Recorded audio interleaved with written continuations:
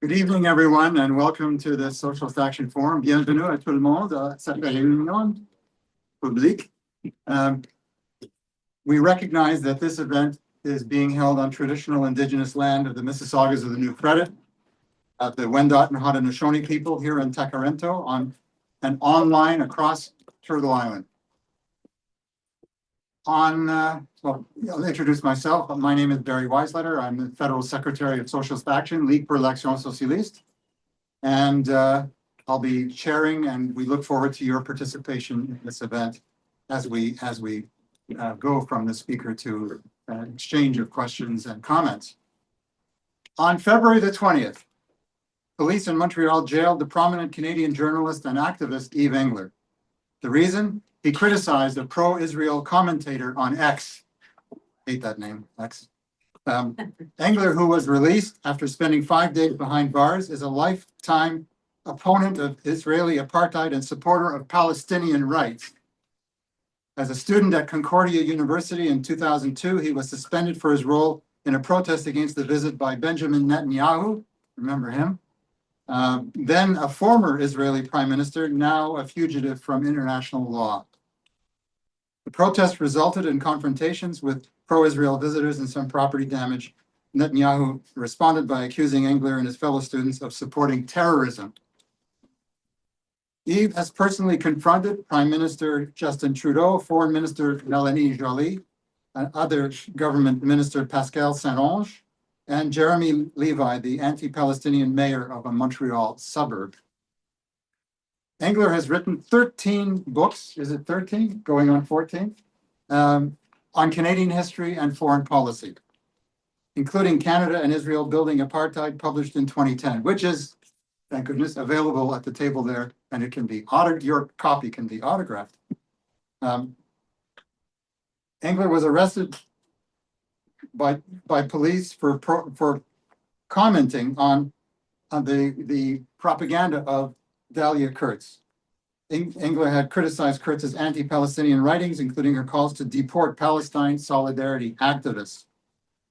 He wrote on his website titled as follows: "I'm being charged for responding to anti-Palestinian hate on X." Kurtz openly calls for state violence against those challenging Canadian complicity in genocide. Montreal police accused Yves of harassing an anti-Palestinian media personality, but then they accused him of harassing the police for writing about the charges that were leveled against him. That's not very common for the police to charge you for harassing them, but this is what occurred in the occasion, which I referred. His arrest is indicative of a bigger picture, Canadian state's broader crackdown on Palestine solidarity, including student encampments at universities across the country, including militarized raids at the homes of solidarity activists, such as Charlotte Cates of the movement Samadoun, the Palestine Prisoner Rights Organization, and the Indigo 11. Since the beginning of Israel's genocide, the Canadian government's support for Israel has not wavered. And more, Toronto City Council is presently considering a bylaw to restrict protests in areas of the city. They're conducting, what do you call it? A poll. So that's what they're doing. They're conducting that, and I encourage people to tell them where they should get off. We're going to hear from Yves, and part of what he's going to talk about, probably not most of what he's going to talk about, is the legal case. So it gives me an opportunity to make an appeal that you're going to hear again later. The defense of freedom, the defense of democratic rights, is an ongoing struggle that we are obliged to wage, and it doesn't come free. Lawyers cost money, and campaigns of legal defense entail resources. We have a container over there. If you haven't contributed, please consider doing so during the meeting or after the meeting, because this is a case that should be won, even though it's kind of far-fetched in nature against Yves, but nonetheless, it needs to be rebuked sharply and firmly, and your help will be instrumental. I'm now going to introduce him. Yves will speak about repression in Canada and genocide in Palestine, which unfortunately is escalating. He'll be speaking for about 40 minutes, right? And he'll be followed by questions and answers. And please give us a rousing, warm welcome for Yves Engler.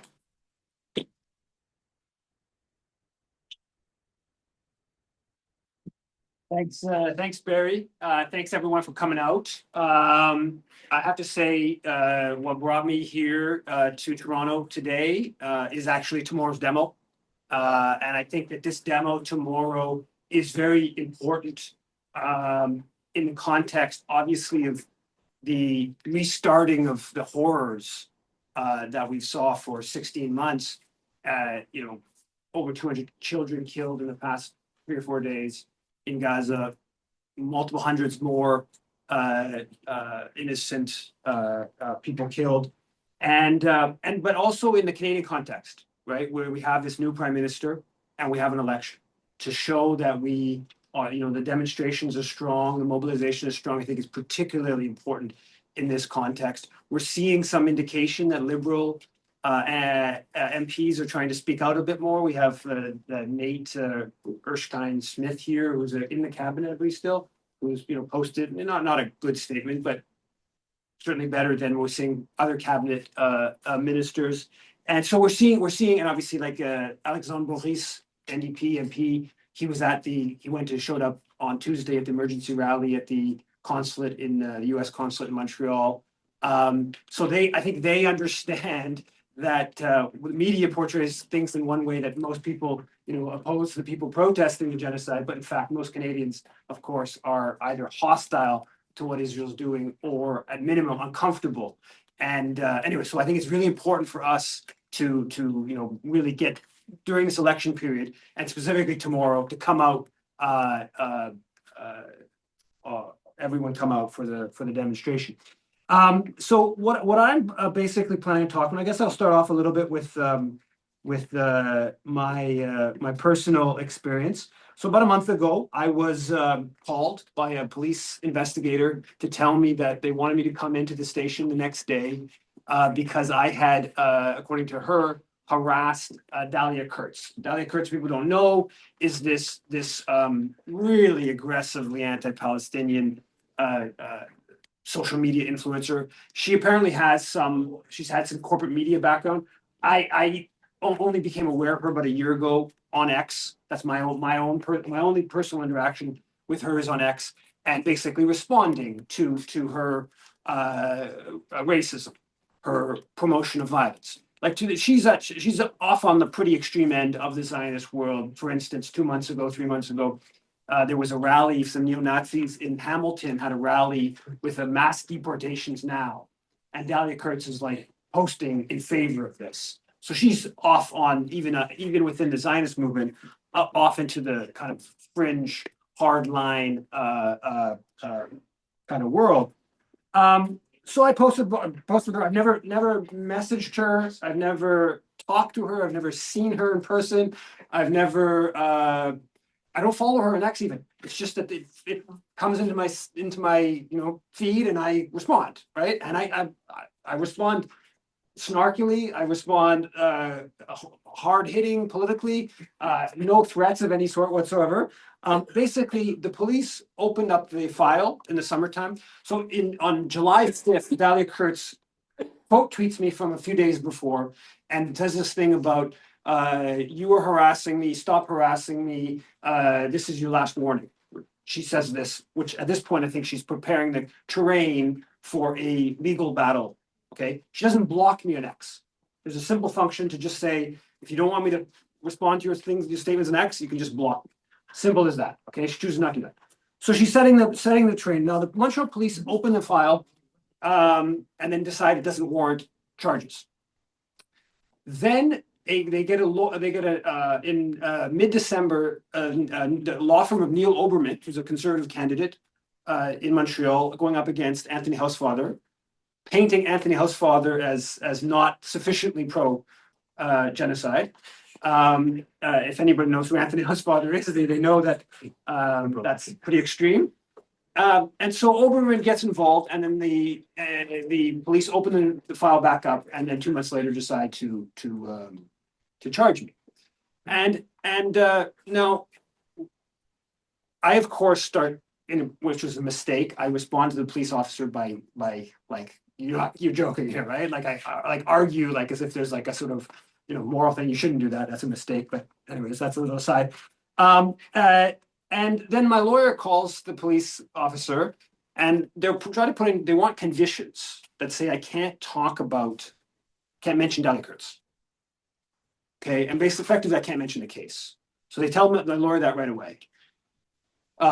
So I write about this, publish it, and as Barry mentioned, I'm supposed to go show up the next morning to go be arrested, and she tells me at the time, it's only going to take 15 minutes. You'll just come in. I guess you get your prints taken, and then you're released. But she tells my lawyer that they're going to bring this condition, which I'm immediately, there's no way I'm going to sign this condition. And so then when I write about it and support this email campaign, which gets a couple thousand people by the next morning, have emailed the Montreal police saying, drop the charge, then the cops come in with they have 2 charges vis-a-vis Delikerts, harassment and offensive communication or something like that. And then they bring in 4 charges, all related to harassing the police, because I wrote about the case and because they got thousands of emails saying this is absurd, and they're continuing with these conditions. So I have a 7-year-old at that point. My partner was out of the country. They wanted me to come in later that day, and I said to the police officer, "Well, I got a 7-year-old. I got to pick him up at 3 o'clock." They said he pushes it. Okay, next morning, come in at 9:30 to be arrested at 9:30. But at this point, they're making it clear they're going all in with the condition too. They're not going to just, which they should have done. I show up. It's not like they caught me in the act of anything or whatever. They should just let you go. But they're we're holding you in for minimum 24 hours as part of a process of forcing the conditions that the Crown, not just the police, but actually get the Crown to the prosecution to bring in these conditions. And effectively what happened is I ended up spending 5 days in jail to push back against the condition.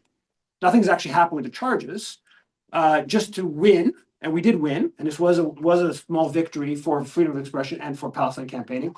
The fact that I can talk about Delikerts, as I'm mentioning her name here. In other contexts, I wouldn't be able to mention her name in this right now. That's what they wanted to have, and it probably would have been imposed for 6 months, a year. And even if I win, even if they drop the charges, which they very well may do, you're still not able to talk about it, whatever. So we did get a small win. It's obviously ridiculous that you have to spend 5 days in jail to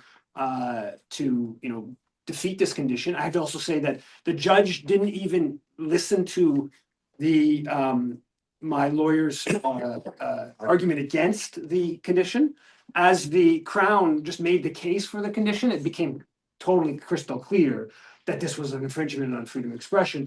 And the fact that the room was full with people, and there's a spillover room, people that had keffiyehs on, and the judge kind of, understood that this was something bigger at play than just this, there's a harassment, we're going to bring in a condition so he doesn't keep harassing this person. That's how they try to frame it, right?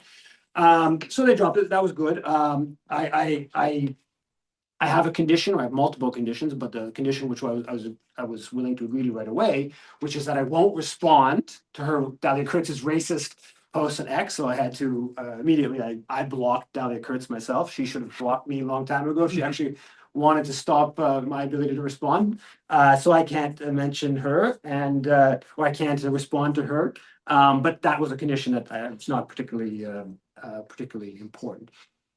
Now, so I think that this case, it brings up kind of two important elements in terms of the sort of repression side. There's the lawfare side, Zionist lawfare side of things, which is a significant thing. So Neil Oberman is the leading lawfare activist lawyer in Montreal. So he's brought in injunctions against threatening letters, injunctions against just, I don't know exactly how many, but just of cases I know of, it's at least like a dozen.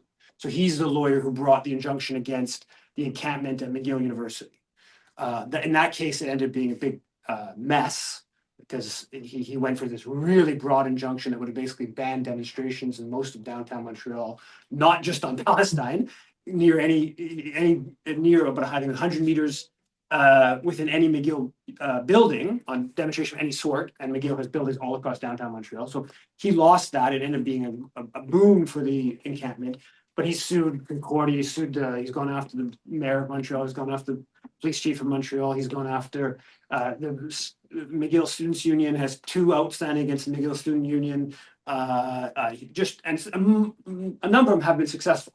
He's gotten that the PYM, Montreal Palestine, Independent Jewish Voices can't have protests within 50 or 100 meters of like 20 different Jewish institutions, because there was a protest when the former IDF did an event, and then the real estate event. And so he's campaigning this lawfare, and now that's part of a much broader network.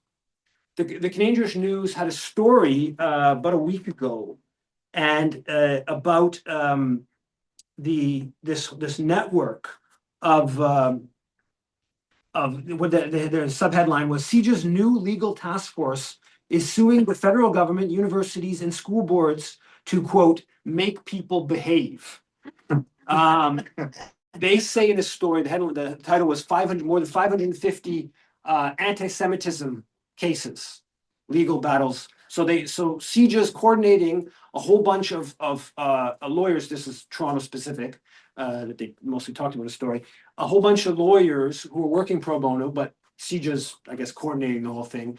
And they've just had more than 550 legal cases. I don't know if Oberman's fit within that. I don't know if there's other groups. I actually think there's a chance they don't. Oberman kind of operates slightly differently. But there's this whole vast Zionist organizational lawfare going on. And we should point out that CJA and the federations are registered charity. Well, CJA's the advocacy agent of the federations, which are registered charities, right? So we would be subsidizing. All Canadians would be subsidizing this work to a certain extent. So it brings in that side of this sort of lawfare kind of campaign, and then of course the state side. So initially it's the Dahlia Kurtz, and then it's the Montreal Police responding by more charges. And that's the state, and a part of the point, of course, of the lawfare is to try, from the Zionist perspective, is to try to get the state to take up the charges, and then the burden of defense is on us, right? Is on the, Palestine solidarity, on people who don't have much resources, and you're basically fighting the state, which has sort of almost limitless kind of resources. So that's part of what's going on, and it's I think it's more effective than we know. So, for instance, this morning, I see on X the story from this guy Davide in Montreal. I don't know if I know him personally. I don't know his actually last name. Just first one himself is Davide on his Substack on X, and he got charged in the summer in May. He did a TikTok where he said it would also be great if you, I don't know, called. I guess he's speaking here on a TikTok. It would also be great if you, I don't know, call or email or fax or just, blow up Mark Miller's office to make sure his workers, they can't get anything done. He got charged for threatening to, or advocating to blow up. Okay. If you read the sentence, the blow up is in the sense of sending lots of emails and faxes and da. They pull out the blow up. And so he just had the charge dropped. The judge just said, come on. But for this whole period, he's had a condition. Well, the condition changed slightly, but the first 4 or 5 months, condition said he couldn't talk about any of this stuff. Okay, so he basically said he withdrew himself from social media because of fear of this. So all these examples of people who get conditions imposed on them for they can't talk about the case. So and this becomes just a sort of like the de facto thing of the Crown is to impose this type of condition. We've heard all these stories about conditions about in Ottawa, a bunch of people who the condition is they can't go to demonstrations. There was one here, someone involved in the Giller protest a year ago here. They got conditions put on them, and then the Crown dropped the charges, but they didn't tell them till months later, till after the 1 year, this more recent Giller ceremony, presumably because they thought that if they still think they have the conditions hanging over their head, they would be less likely to protest at this thing. All of this, we should point out, none of this is, you're not found guilty in any of it, right? So this guy in Davide, he had his conditions restricting his ability, and then they just dropped the case. In my case, they may well just drop it. They might proceed with it. They might not. They might proceed with it. I don't know. But they, this is, no one's found guilty, and they're being restricted from political activity. We have here, obviously, people familiar with the hate crimes unit in Toronto that's been boosted significantly as part of this crackdown, operates in conjunction with the Ontario Hate Crimes Working Group that is been targeting Palestine solidarity. It's kind of ironic that the Toronto Police and hate crimes, when you have the police chief of Toronto taking photos with these Zionist fascist street thug types like the Strom Krim and the Magen Haret Canada. He was photographed. He was taking photos of these people not long ago. He showed up at the Genocide convention there in Ottawa a few weeks ago. The head of the Toronto Police. And they've been setting up the demonization of tomorrow's demonstration. So the complicity of the policing apparatus, of the prosecution in all this targeting is pretty outrageous. And as Barry mentioned, Toronto, Vaughan, I believe, began with the bubble zone. Right? I think Vaughan was the first place to have the bubble zone restricting protests. And now Toronto is talking about it. And I've seen maps. I don't know where things are at with all this, but a map of Toronto and how much of the city would be off limits for protest if they actually move forward with this. And as people have pointed out that, protests aren't new to Toronto. Maybe there have been a significant number of protests on Palestine over the past 16, 17 months. But, during, I think it's 2009, the Tamil community had major demonstrations that were very disruptive. There was no bubble zone brought in. Other person I noticed talk about the Iranian community in more recent years has had lots of protests. There was no talk of bubble zone going on. So we're seeing an element of this sort of exception, Palestine exception that is being kind of pushed. We saw that, to speak about the police chief of Toronto, who, I don't know how you pronounce his name, Demkiw? Demkiw, okay. So he of course has the billionaire hotline where Reisman can get him on the phone to have him go and raid people's houses, which is obviously very outrageous. In terms of the repression of Palestine solidarity that we've seen, the most egregious thing is what's happened with Samidou, right? Obviously, Charlotte Cates personally has had her house raided, and she got taken off a bus, I believe, by the Vancouver police.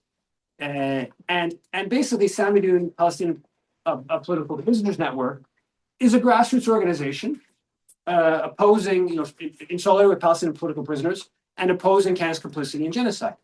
And Vancouver organization got listed as a terrorist group. No one claims they've been involved in any violence. There's not even the most extreme Zionists, as far as I know, have never said Samidou was, involved in any violence. All they're saying is that Samidou supports and or is associated with the Popular Front for Liberation of Palestine, which is another organization that Canada put on the terrorist list. Mm-hmm. And this whole terrorist list question is a very important Canadian contribution to Palestinian dispossession, right? More than 10% of Canada's terrorism list is made up of organizations headquartered in a long occupied land representing 0.1% of the world's population. Okay, and that doesn't include Sami. And that doesn't include the IRFAN, right? The first ever Canadian-based organization put on the terrorist list in Canada was IRFAN. It's a Mississauga-based group that a Muslim charity that was put on the terrorist list because they sent a dialysis machine to a hospital in Gaza. The hospital was under the health ministry. The health ministry, since 2006, has been Hamas run. And they supported orphans in Gaza. And the money went through the post office. Post office acts as a banking in many places in the world. Post office acts as banking. It was under Hamas administration. So IRFAN was put on the terrorist list for this. And this was the first ever Canadian-based group to be put on the terrorist list. So this terrorist list is very important. Like, how any serious person would be like, okay, how could the IDF not be put on the terrorist list? Right? I mean, let alone if you were going to get into, other Israeli organizations that could be put on a terrorist list. But so the terrorist list is a really important part of Canada's contribution to Palestinian dispossession, and it's being used in the current thing with Sami Doon in this very repressive way. And I should say that this the Yale academic, maybe some people may have heard about her. I don't know the proper pronunciation. Elie Dutagi, who she's been Yale fired her in this last couple of days here as part of the Trump sort of attacks, McCarthy's kind of attacks on campuses, and so she's being targeted because they're saying that she supports Sami Doon. So when Canada listed Sami Doon in October, they brought the U.S. along with it. Usually when Canada lists, it's the U.S. that brings Canada along. In the case of Sami Doon, it's the other way around. I can't prove that, but basically pretty sure about it. So the U.S. listed Sami Doon at that time, and so she's been fired by Yale, kind of purged by Yale on this grounds that she has an association with Sami Doon. So we're seeing this the terrorist list being used in a very repressive way, and now in terms of the repression, I think that I was trying to think about, if you look at the history of Canadian foreign policy, this is not actually that bad of repression, right? During World War I, Ginger Goodwin was killed.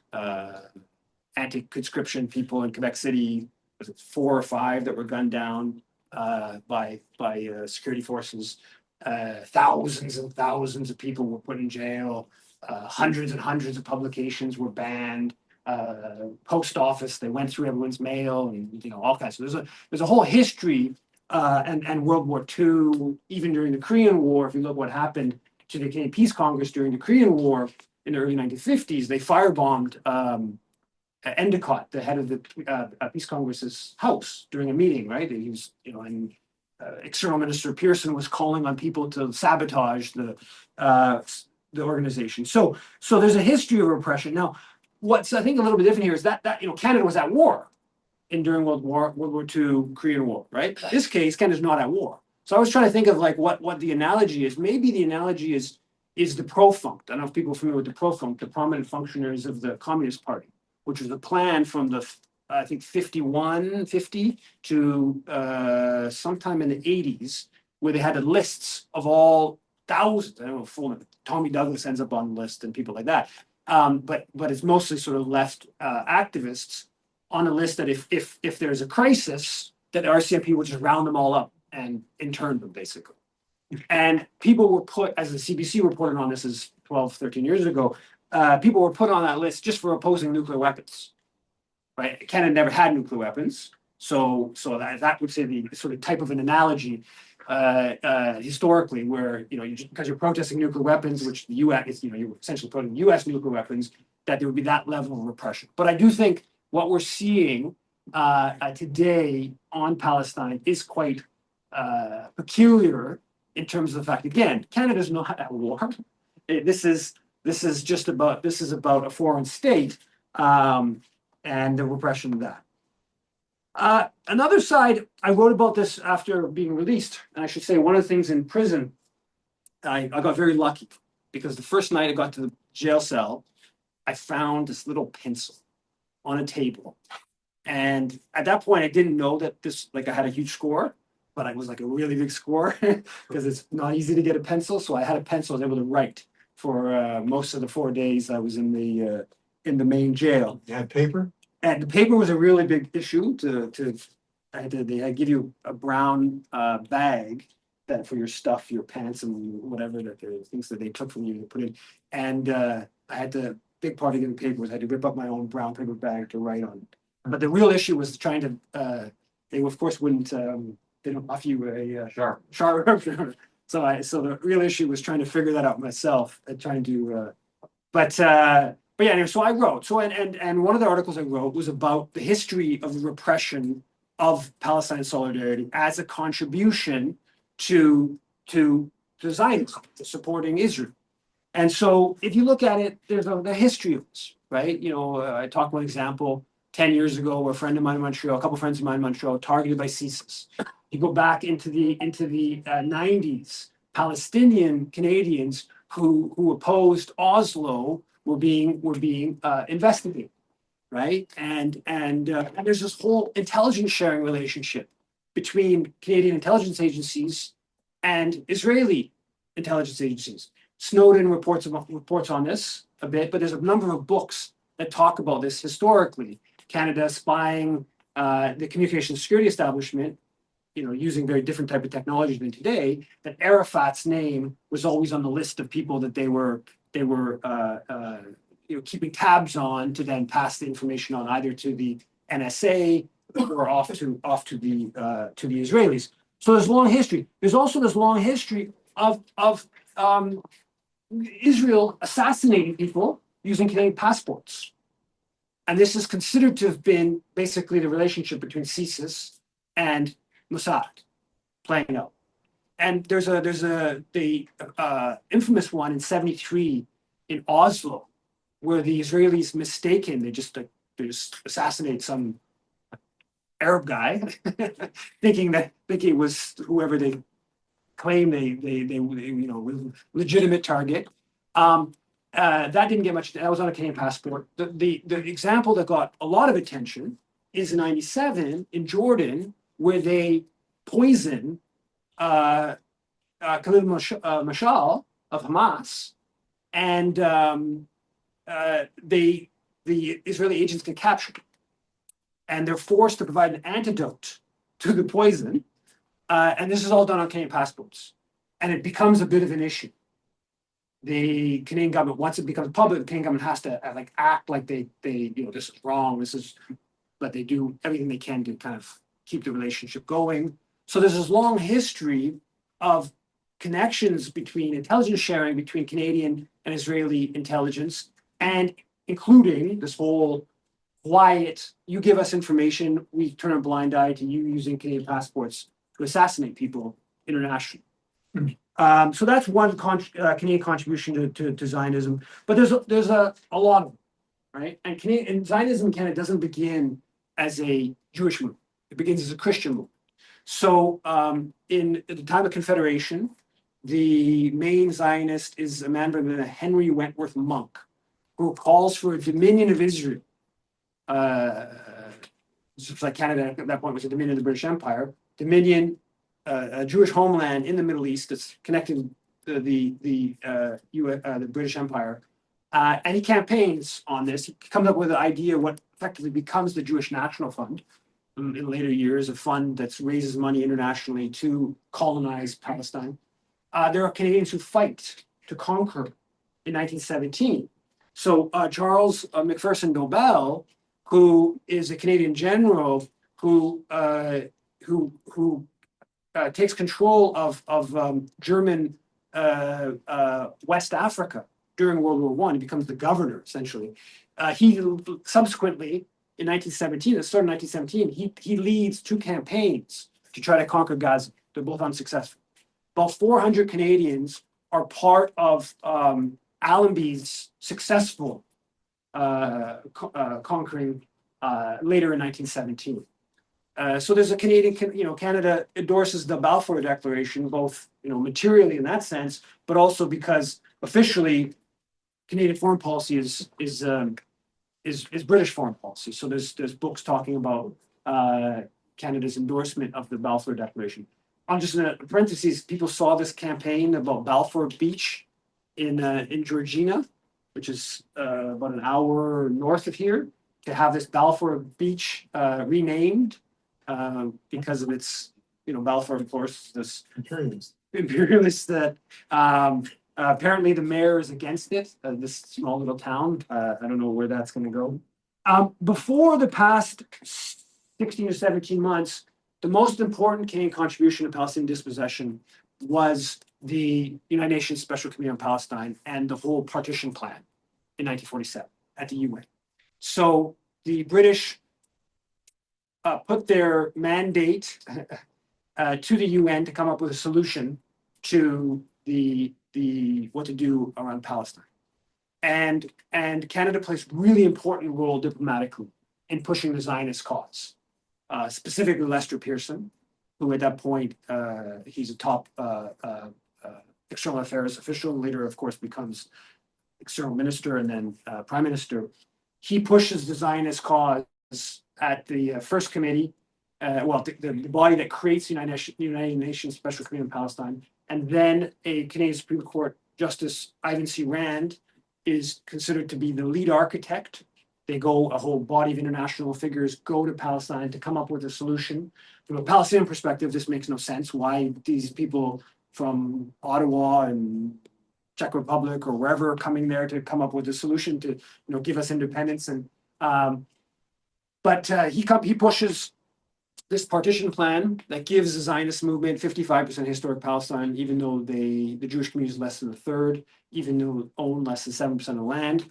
And then Lester Pearson, when this partition plan is brought back to the UN, Lester Pearson plays a central role in getting the Americans and the Soviets behind this plan.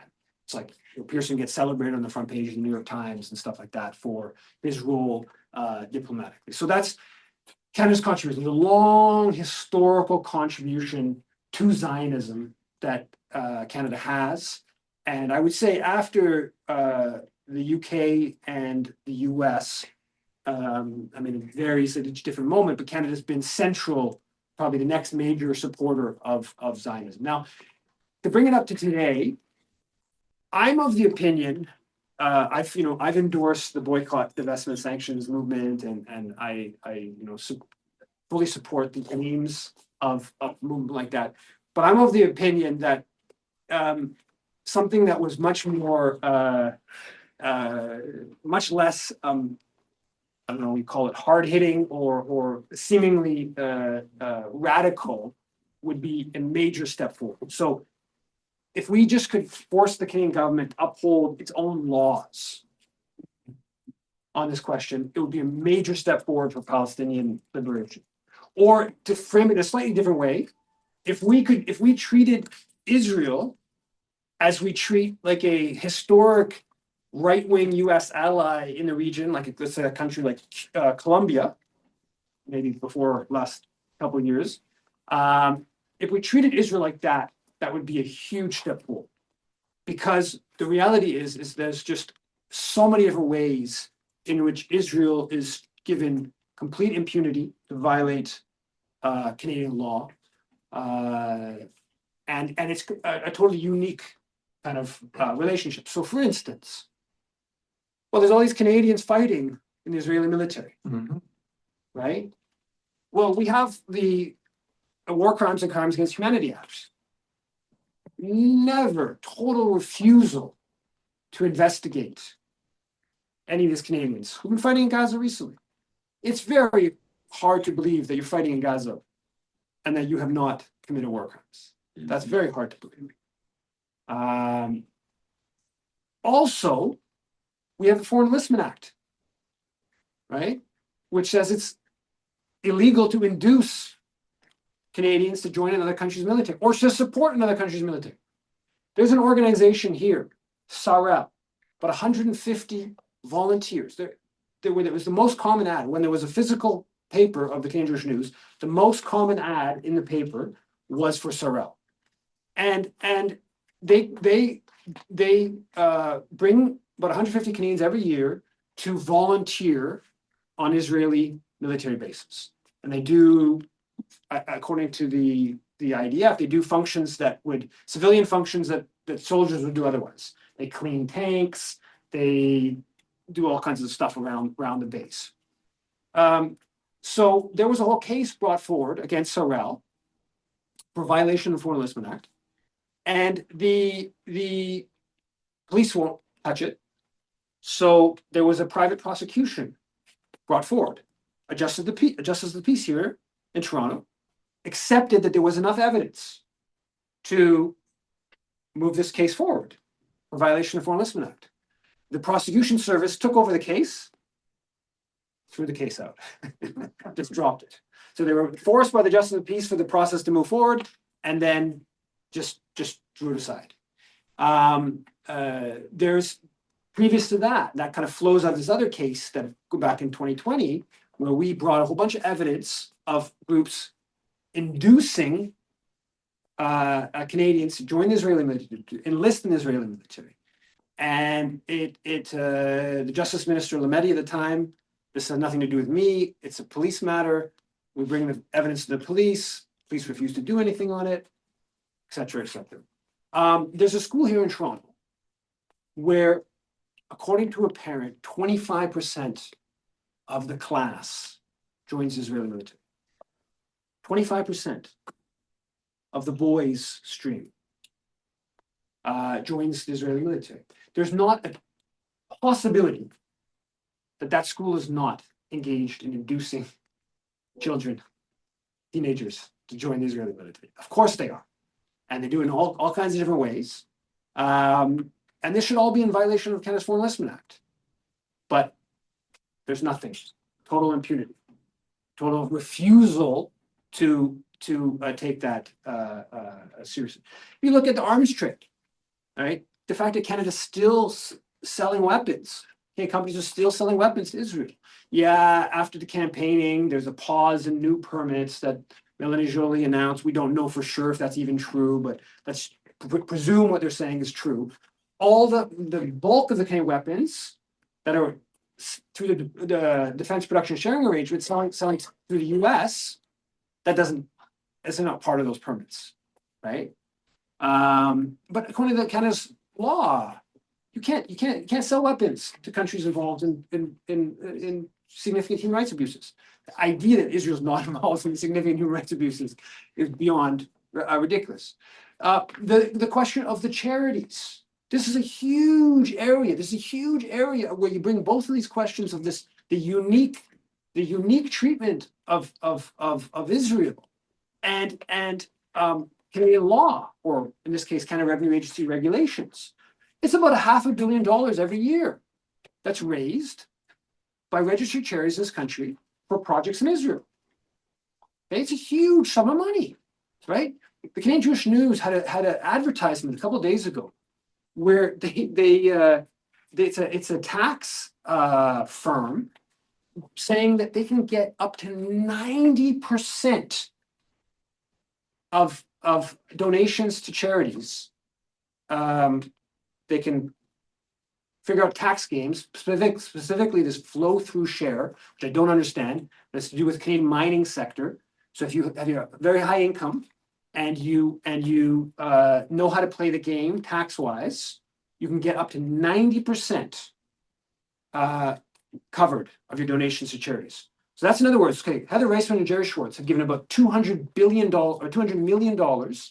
to the Hesek Foundation over the past 20 years. Okay? It's possible that that's the Hesek Foundation for lone soldiers, non-Israelis joining the Israeli military. Right? Kid in Toronto, kid in Paris, kid in wherever, join the Israeli military. They're going to have all their education paid for. They're going to have a whole bunch of bursaries and this and that. Okay? They give them $200 million, Reisman and Schwartz. It's possible that 90% of that is us. covering that. Unbelievable, totally unbelievable, right? But that whole sector of the registered charities and then Canada Revenue Agency rules are absolutely crystal clear. You can support the Canadian military, you can't support a foreign military. It has nothing to do with Israeli military killing people. Nothing to do with that.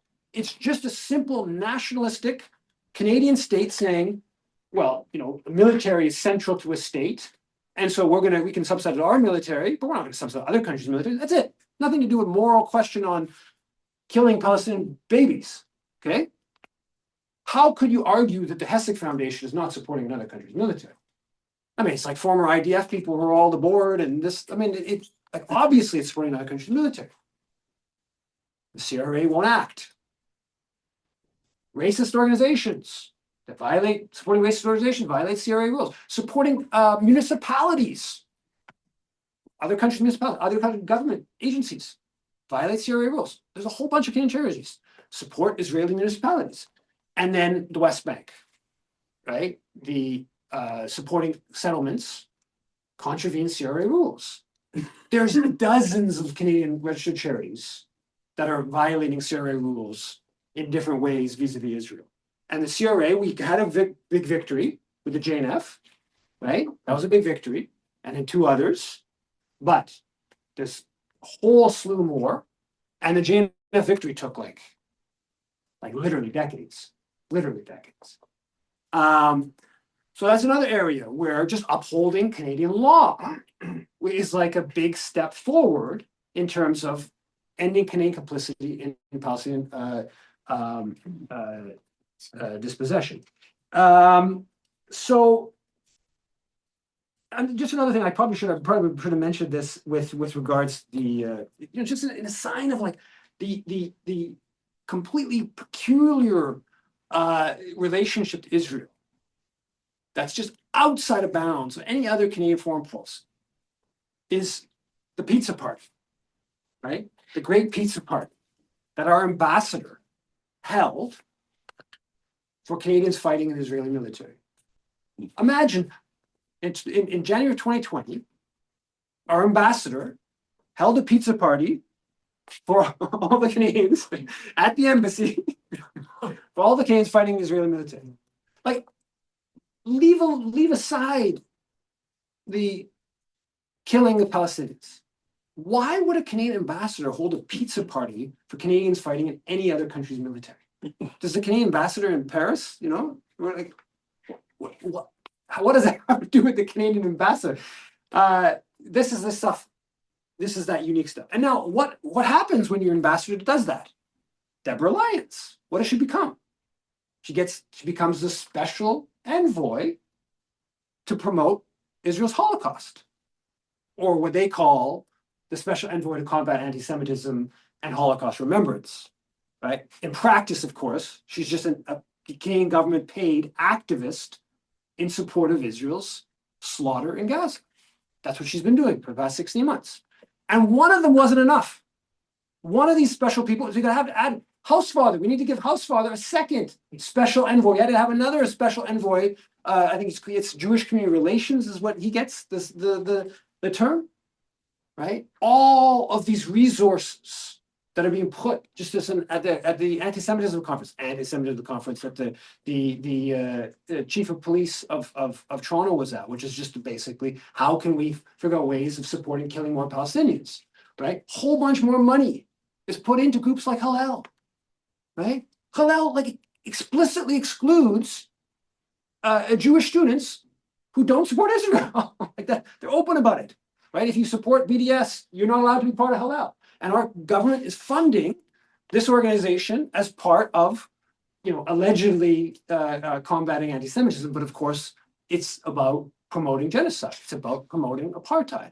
So this whole unique relationship that Canada has to Israel, it's like I said, if we treated Israel like we treat Colombia, like a right-wing historic American ally in the hemisphere, that would be a big step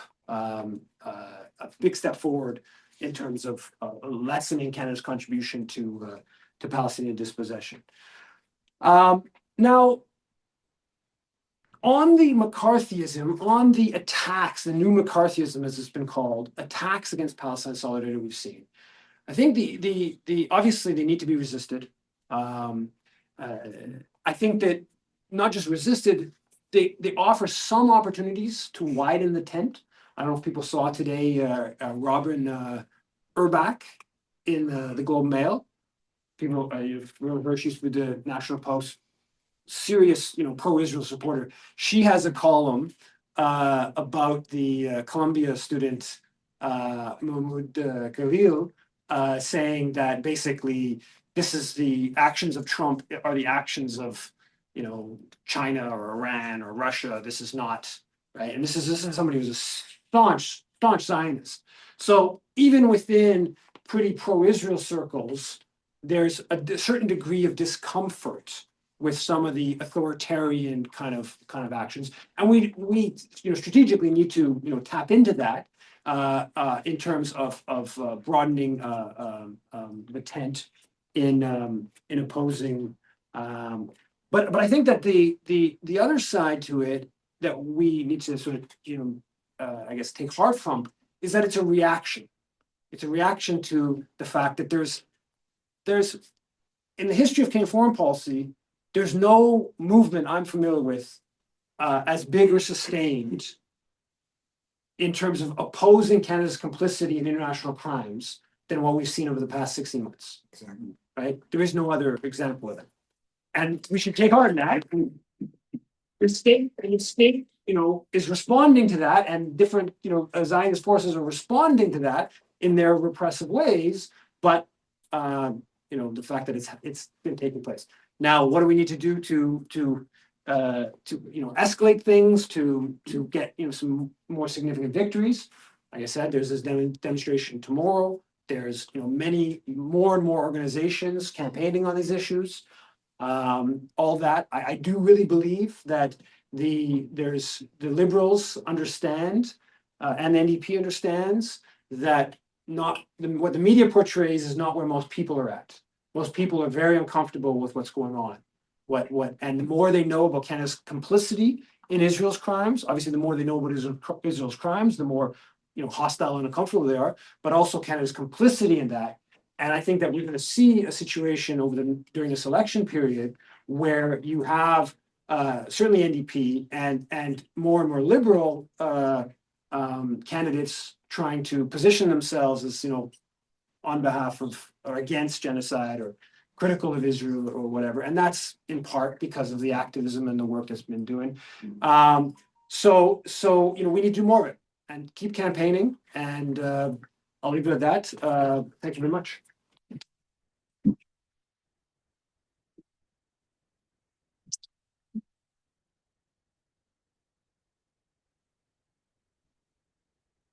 Thanks very much, Yves. We're going to entertain some questions and comments from the audience. We're ask you to make your remarks within or less than 3 minutes, but I'm going to make some announcements so you can formulate your questions, make your notes, and then I'll go to you in the order in which you're here. We'll try to have a gender balanced speakers list to the extent possible.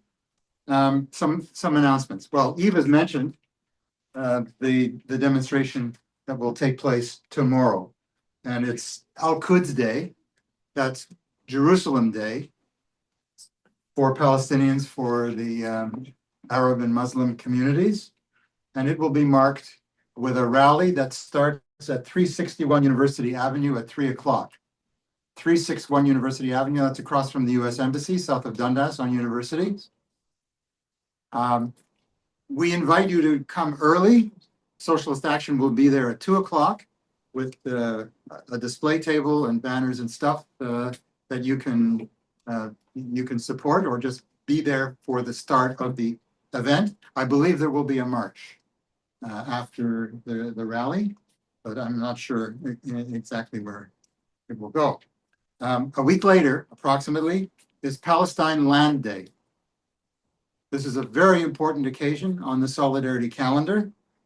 It will be marked at Yonge and Dundas on Saturday, March the 29th, starting at 2 o'clock. So Yonge and Dundas, 2 o'clock on Saturday, March 29th, Land Day. And of course, it coincides with the massive movement to stop the genocide, which continues to escalate, not only in Gaza, where it's most flagrant, but in the West Bank, where hundreds of Palestinians have been killed, their homes destroyed, displaced, just because they are there and have been there through their families for hundreds, if not thousands of years. What time was that again? 2 p.m. 2 p.m. on Saturday, March 29th, 2 p.m.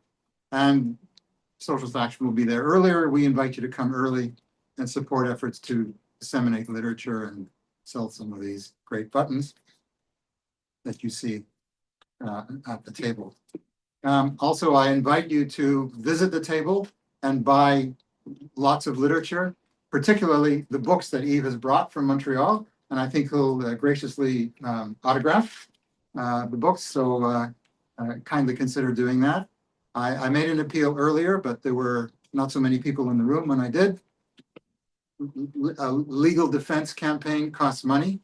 There is a bucket there to support Yves.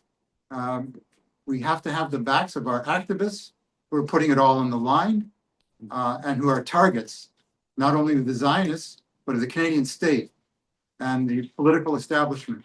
So if you can make a contribution, that would be greatly appreciated. I'm going to mention just two other things. One is the Socialist Action magazine, Red Review. It's an 8-pager, but some articles are continued on our website. So pick up a copy. If you buy the latest edition, which is edition number 18, March 2025, you get the previous 2 editions for free. So special offer, take advantage of it. And if you would like to be part of an organization, a political party, a revolutionary working class organization, which fights year round, 365 days of the year, in all weather, for the transformation of society, for an end to the governments that are complicit with the genocide against the Palestinian people, I invite you to join us. You can pick up an application form at the table where you signed in, and we would warmly welcome you to our party.